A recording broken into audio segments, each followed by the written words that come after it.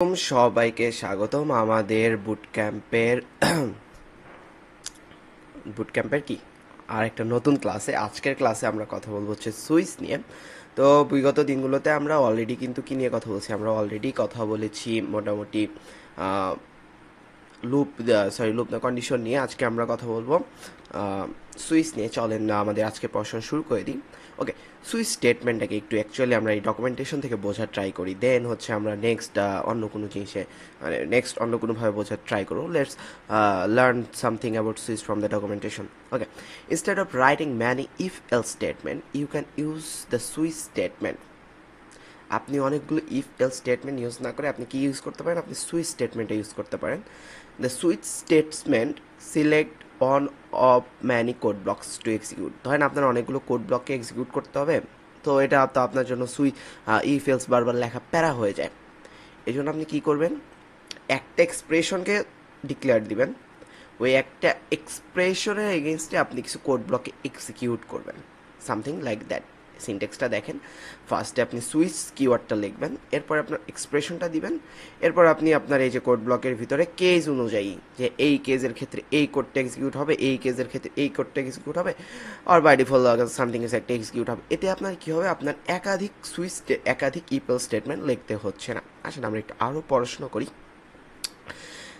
This is how it works. The Swiss expression is evaluated once. Swiss expression থেকে একবার evaluate হয়. The value of expression is compared with the values of each case.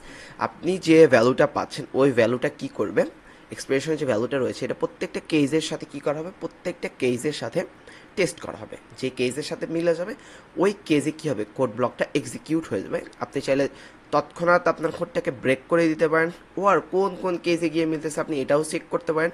আর আপনি যদি চান by default কিছু একটা করবেন, then you can use by default word keyword or use break statement. If ধরেন যে আপনার কোনো একটা কেসে গিয়ে আপনার মিলে গেছে, দেন ইউজ ব্রেক কিওয়ার্ড, দেন এটা ব্রেক হয়ে যাবে। সি ফর এক্সাম্পল দেখেন, একটা সপ্তাহে 7টা দিন।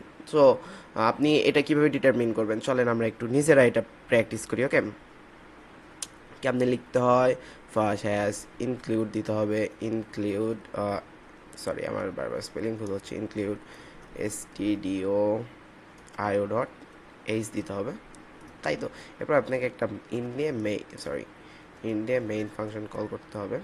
সরি, মাইক্রোফোনের কারণে অ্যাকচুয়ালি প্রবলেম হচ্ছে আমার। তেমন কোনো হ্যাঙ্গার নাই যে এখানে আমি অ্যাকচুয়ালি মাইক্রোফোনটাকে মাউন্ট করব। So that's I making problem, there okay no problem. আমরা কি পড়াশোনা করবো আজকে, আমরা সুইচ নিয়ে পড়াশোনা করবো। আসেন চলেন সুইচ নিয়ে পড়াশোনা, একটা কমেন্ট দিয়ে রাখি। আজকের পড়াশোনা হচ্ছে সুইচ নিয়ে। সুইচ সুইচ বানানটা কি আদৌ ঠিক আছে? WITCH, ওকে, সুইচ। তো আমরা কি করবো, আমরা প্রথমে ধরেন আমরা একটা আমাদের ইউজার ইনপুট দিবে, বা ধরেন আমরা একটা ইনপুট নিব, যে ইনপুটের উপর ডিপেন্ড করে কি হবে এটা। ওই একটা উইকে 7টা দিন আছে, ইউজার চাচ্ছে যে 4তম দিন কোনটা এইটা জানতে। তো আপনার এর জন্য কী করতে হবে, 7টা ইফেলস লিখতে হবে। এটা তো ভাই প্যারার না। এই প্যারাটাকে মুক্ত করার জন্য সুইচ যে কন্ডিশন এটার আবিষ্কার হয়েছে বা চলে আসছে, যাই হোক এনিথিং হোয়াটএভার। চলেন আমরা ধরেন একটা নিই, আমরা আপাতত ইউজার থেকে কোনো ইনপুট নিব না, আমরা জাস্ট নিজেদের মধ্যে একটা ইনপুট দিব। ধরেন আমরা ইন্ট এক্স ইকুয়াল দিলাম হচ্ছে 4। ওকে, এরপর আমরা লিখবো সুইচ। ওকে, সুইচ দিয়ে আমরা কী লিখব, এক্সপ্রেশন দিতে হবে। এক্সপ্রেশন দিব কি, যে এক্স, আমরা কি এক্সপ্রেশন দিব, চলেন এখানে এক্সপ্রেশন কী দিব সেটা আমরা দেখে নিব। সরি, এই যে আমাদের এক্সপ্রেশনটা হচ্ছে এক্স, এই এক্স এক্সপ্রেশনের উপর ডিপেন্ড করে আমরা কন্ডিশন চালাবো। সুইচের সিনট্যাক্সটা একটু দেখে নেন। ওকে, এরপর আপনাকে কোড ব্লক ক্রিয়েট করতে হবে। ওকে, এখন আসেন আমরা দিব কেস 1। কেস 1-এ কী রাখবো আমরা, কেস 1-এ আমরা রাখবো কেস অন। যদি কি কেস অন মানে যদি এক্স ইকুয়াল অন হয় তাহলে কী হবে, এক্স ইকুয়াল অন হলে প্রিন্ট এফ কী দিবেন আপনি, প্রিন্ট এফ দিবেন স্যাটারডে। ওকে, আপনি চাচ্ছেন যদি 1 দিয়ে দেয় ইউজার তাহলে স্যাটারডে আসবে, এরপর ব্রেক করে দাও। আপনি চাইলে ব্রেক কিওয়ার্ড ইউজ করতে পারেন। আপনি এখানে একটা জিনিস খেয়াল করবেন, সিতে কিন্তু প্রত্যেকটা স্টেটমেন্টের সাথে সেমিকলন দিতে হয়। ওকে, এরপর আপনি কী চাচ্ছেন, কেস 2। কেস 2-তে আপনি টু কেস দিয়ে আপনি নাম দিয়ে দিলেন যে 2 যদি হয় তাহলে কী দেখাবে, প্রিন্ট এফ দিয়ে আপনি আমার এখানে প্রিন্ট এফ কোথায়, প্রিন্ট এফ দিয়ে দিলেন সানডে। সানডে, সরি আপনি সানডে দিলেন, এরপরে আপনি চাচ্ছেন ব্রেক করে দিতে, আপনি এখানে ব্রেক করে দিলেন, সরি এখানে সেমিকলন হবে, ব্রেক করে দিলেন। এরপর কেস 3-তে গিয়ে আপনি চাচ্ছেন 3-তে কী হবে, মানডে আসবে অবশ্যই, প্রিন্ট 3 দেয় অবশ্যই কী আসবে, মানডে আসবে, মানডে মানডে দিয়ে আপনি এখানেই করে দেন। এরপর দেন হচ্ছে ব্রেক কিওয়ার্ডটা দেন। ওকে, আর আপনি চাচ্ছেন বাই ডিফল্ট কিছু একটা রাখবেন, আমরা 3 পর্যন্ত নিলাম, এখান থেকে আমরা এটাকে চেঞ্জ করে দিয়ে আমরা ধরেন 2 দিলাম, 2তে গিয়ে ব্রেক করে দিবে। ওকে, এবার চাচ্ছেন বাই ডিফল্ট কিছু একটা রেখে দিতে, কারণ বাই ডিফল্টটা কিছু একটা রাখতে হবে আমাদেরকে না। তো যেহেতু আমাদের যদি কেস নাম্বার না মেলে বা ইউজার ইনপুটের সাথে আমাদের কেসগুলো না মেলে, তাহলে কি ডিফল্ট ডিফল্ট ডিফল্ট দিয়ে আমি দিলাম, ডিফল্ট দিয়ে আমি বললাম প্রিন্ট প্রিন্ট এফ দিয়ে বললাম নাথিং, আমি জাস্ট নাথিংটা দিয়ে দিলাম।